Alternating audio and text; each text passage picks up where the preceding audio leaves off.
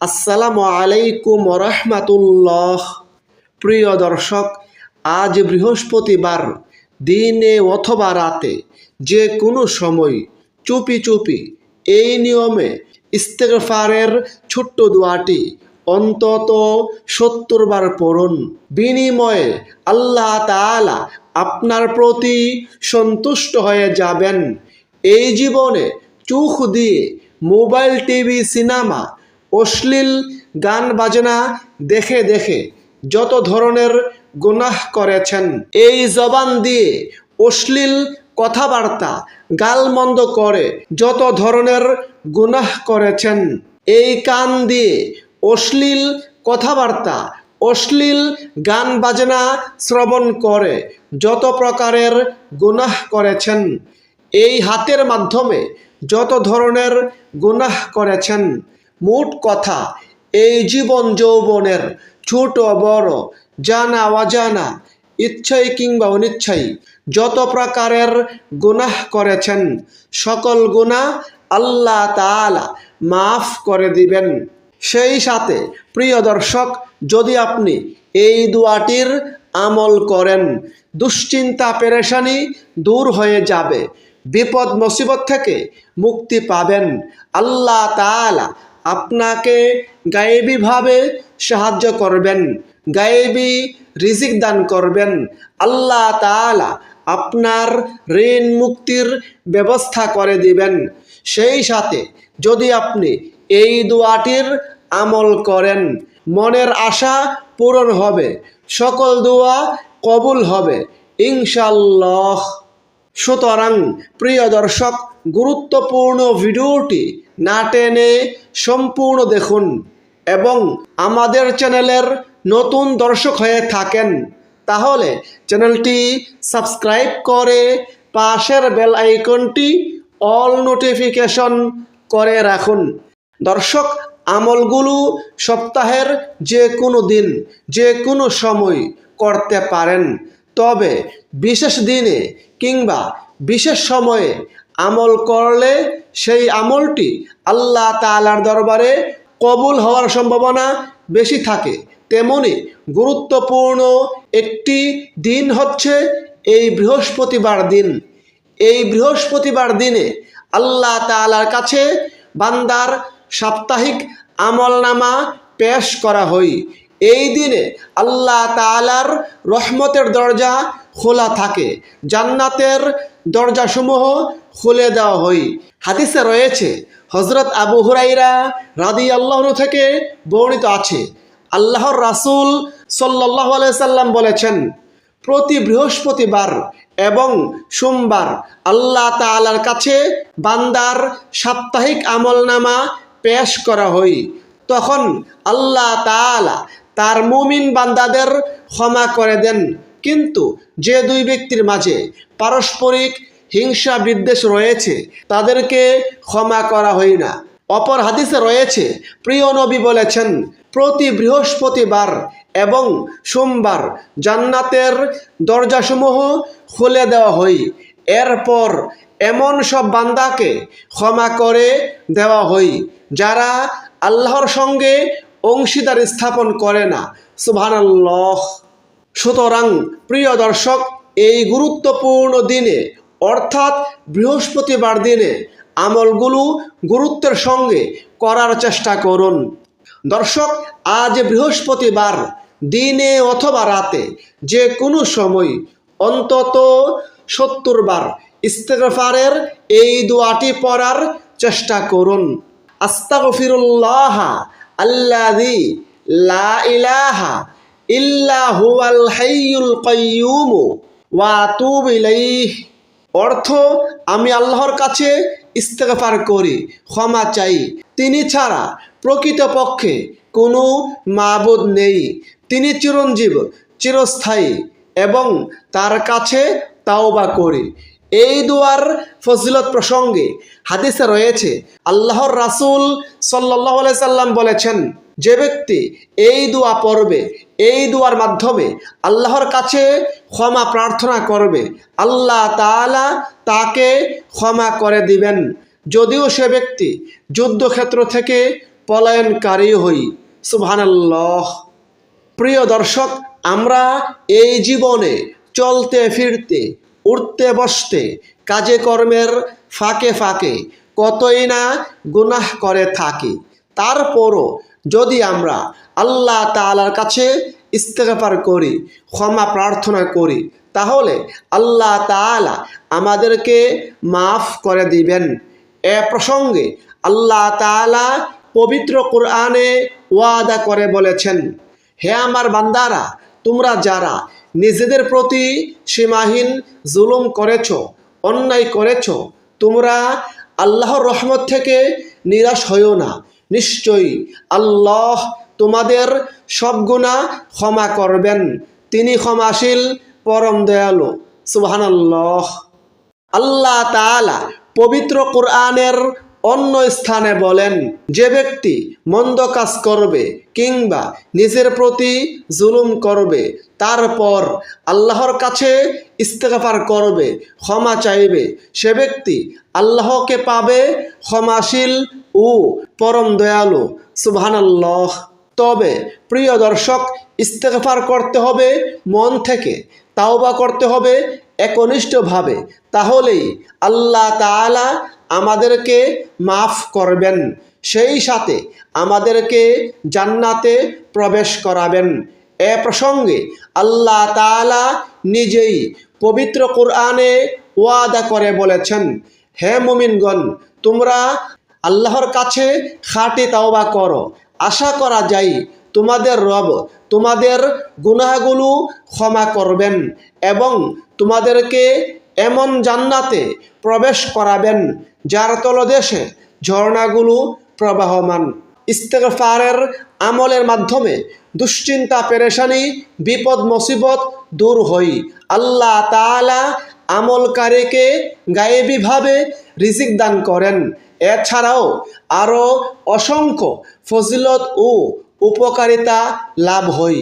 এ প্রসঙ্গে প্রিয় নবী বলেছেন, যে ব্যক্তি ইস্তেগফারকে নিজের জন্য আবশ্যক করে নেবে, অর্থাৎ নিয়মিত বেশি বেশি পরিমাণে ইস্তেগফারের আমল করবে, আল্লাহ তাআলা তার সকল দুশ্চিন্তা, পেরেশানি দূর করে দিবেন, তার সকল বিপদ আপদ দূর করে দিবেন এবং ইস্তেগফারের আমলকারীকে এমনভাবে গায়েবী উৎস থেকে রিজিক দান করবেন যা সে কল্পনাও করতে পারবে না।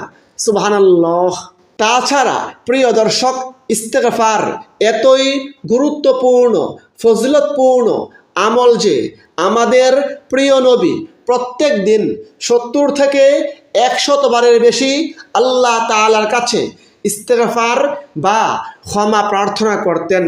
এ প্রসঙ্গে হাদিসে রয়েছে, নবীজি বলেন, আল্লাহর শপথ, আমি প্রত্যেক দিন 70 বারে অধিক ইস্তেগফার বা ক্ষমা প্রার্থনা করি। অপর হাদিসে নবীজি বলেন, তোমরা আল্লাহর কাছে ইস্তেগফার করো, ক্ষমা চাও, আমি প্রত্যেক দিন 100 বারে অধিক আল্লাহ তাআলার কাছে ইস্তেগফার বা ক্ষমা প্রার্থনা করি। সুবহানাল্লাহ। সুতরাং প্রিয় দর্শক, আমাদের প্রত্যেকের উচিত প্রত্যেক দিন অন্তত 70 বার ইস্তেগফারের আমল করা। বিশেষ করে এই গুরুত্বপূর্ণ দিনে, অর্থাৎ আজ বৃহস্পতিবার, দিনে অথবা রাতে যে কোনো সময় অন্তত 70 বার ইস্তেগফারের আমল করুন। প্রিয় দর্শক, আজ বৃহস্পতিবার, দিনে অথবা রাতে যে কোনো সময় ছোট্ট একটি জিকির অন্তত 100 বার পড়ুন। বিনিময়ে জীবনের সকল সগীরা গুনাহ আল্লাহ তাআলা মাফ করে দিবেন। সেই গুরুত্বপূর্ণ জিকির হচ্ছে সুবহানাল্লাহি ওয়া বিহামদিহি, সুবহানাল্লাহি ওয়া বিহামদিহি। এর ফজিলত প্রসঙ্গে হাদিসে রয়েছে, প্রিয় নবী বলেছেন, যে ব্যক্তি প্রত্যেক দিন 100 বার সুবহানাল্লাহি ওয়া বিহামদিহি পড়বে, বিনিময়ে আল্লাহ তাআলা তার জীবনের সকল সগীরা গুনাহ মাফ করে দিবেন, যদিও তা সমুদ্রের ফেনা পরিমাণ হয়। সুবহানাল্লাহ।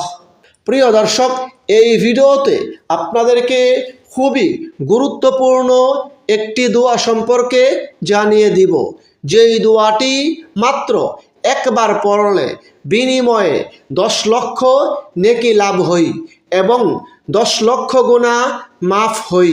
সেই গুরুত্বপূর্ণ দোয়াটি হচ্ছে লা ইলাহা ইল্লাল্লাহু ওয়াহদাহু লা শারীকা লাহু লাহুল মুলকু ওয়া লাহুল হামদু ইউহয়ি ওয়া ইউমীতু ওয়া হুয়া হাইয়ুন লা ইয়ামুতু বিয়াদিহিল খায়র ওয়া হুয়া আলা কুল্লি শাইইন কাদির। এই দুয়ার ফজিলত প্রসঙ্গে হাদিসে রয়েছে, হযরত ওমর ফারুক রাদিয়াল্লাহু আনহু থেকে বর্ণিত আছে, তিনি বলেন, যে ব্যক্তি বাজারে গিয়ে অথবা বাজার দিয়ে যাওয়ার সময় এই দোয়াটি পড়বে, বিনিময়ে আল্লাহ তাআলা তার আমলনামায় 10 লক্ষ নেকি দান করবেন এবং তার 10 লক্ষ গুনাহ মাফ করা হবে। সুবহানাল্লাহ। প্রিয় দর্শক, যারা খুবই দুশ্চিন্তা পেরেশানিতে আছেন, দুশ্চিন্তা পেরেশানির কারণে কোনো কিছুই ভালো লাগে না, বিপদ মুসিবতে আছেন, তারা এই ছোট্ট দোয়াটির আমল করুন। ইনশাআল্লাহ দুশ্চিন্তা পেরেশানি বিপদ মুসিবত দূর হয়ে যাবে।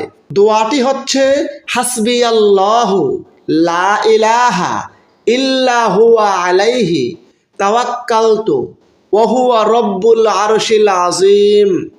এই দুয়ার ফজিলত প্রসঙ্গে হাদিসে রয়েছে, হযরত আবু দারদা রাদিয়াল্লাহু আনহু থেকে বর্ণিত আছে, তিনি বলেন, নবীজি বলেছেন, যে ব্যক্তি দুশ্চিন্তা পেরেশানির সময়, বিপদ মুসিবতের সময় এই দোয়াটি সকাল সন্ধ্যায় 7 বার পড়বে, আল্লাহ তাআলা তার দুনিয়া ও আখিরাতের সকল প্রকারের দুশ্চিন্তা পেরেশানি থেকে তাকে হেফাজত করবেন। সুবহানাল্লাহ।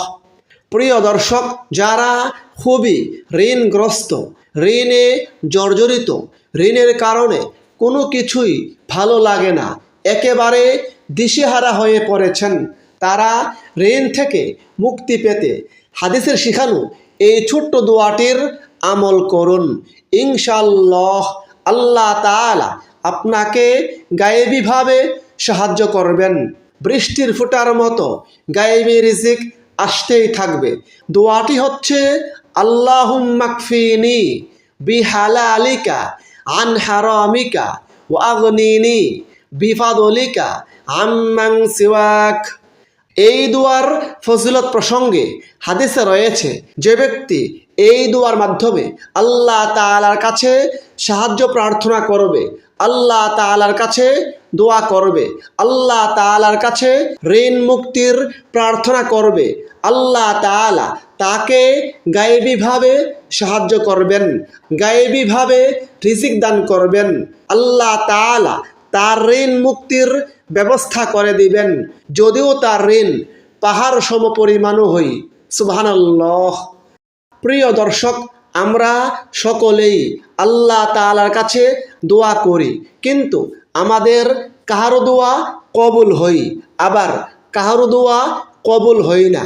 হাদিসে নবীজি এমন একটি দোয়া সম্পর্কে জানিয়ে দিয়েছেন, যেই দোয়ার আমল করলে আল্লাহ তাআলা দোয়া কবুল করেন, আল্লাহ তাআলা মনের সকল নেক আশা পূরণ করেন।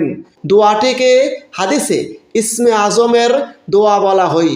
সেই গুরুত্বপূর্ণ ইসমে আজমের দোয়াটি হচ্ছে আল্লাহুম্মা ইন্নী আসআলুকা বিআন্না লাকাল হামদু লা ইলাহা ইল্লা আনতাল মান্নানু বাদিউস সামাওয়াতি ওয়াল আরদি ইয়া যাল জালালি ওয়াল ইকরাম ইয়া হাইয়্যু ইয়া কাইয়্যুম।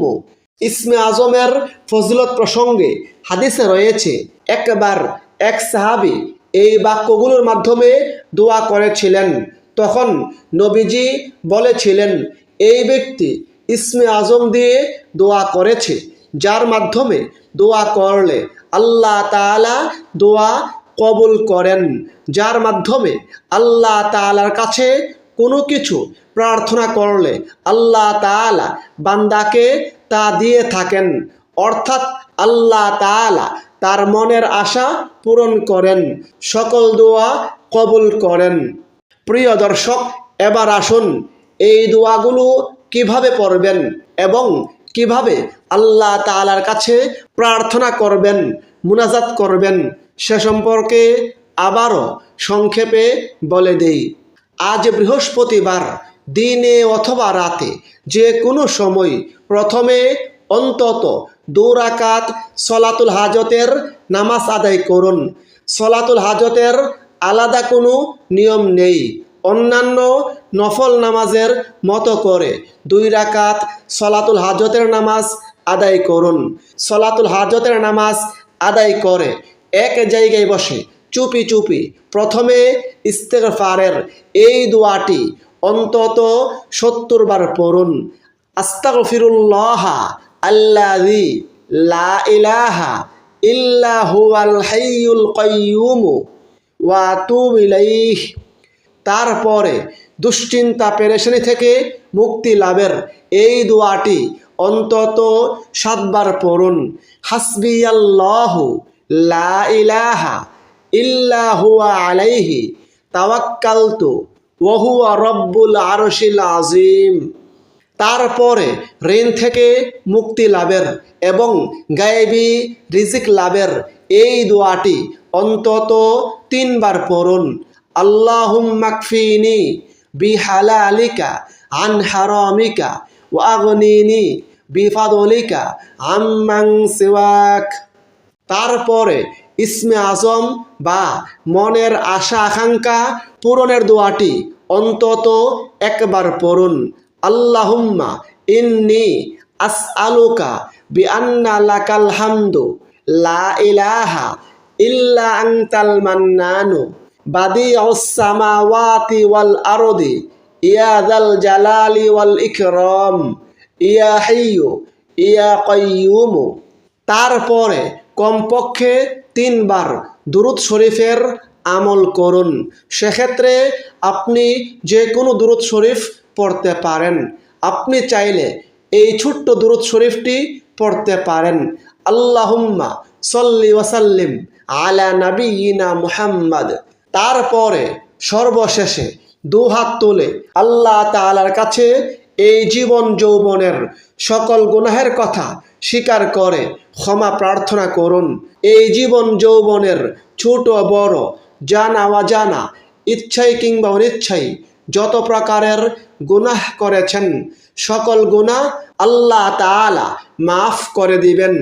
আল্লাহ তাআলার কাছে দুশ্চিন্তা পেরেশানি থেকে মুক্তি লাভের দোয়া করুন, ঋণ থেকে মুক্তি লাভের প্রার্থনা করুন এবং সেই সাথে নিজের মনের সকল নেক আশা তুলে ধরুন।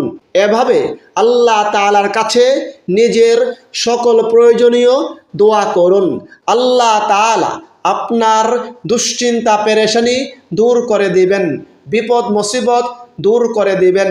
আল্লাহ তাআলা আপনার ঋণ মুক্তির ব্যবস্থা করে দিবেন, সেই সাথে আপনার মনের সকল নেক আশা পূরণ করবেন, সকল দোয়া কবুল করবেন ইনশাআল্লাহ। আল্লাহ তাআলা আমাদের সকলকে আমলগুলো করার তৌফিক দান করুন। আমিন। আসসালামু আলাইকুম ওয়া রাহমাতুল্লাহ।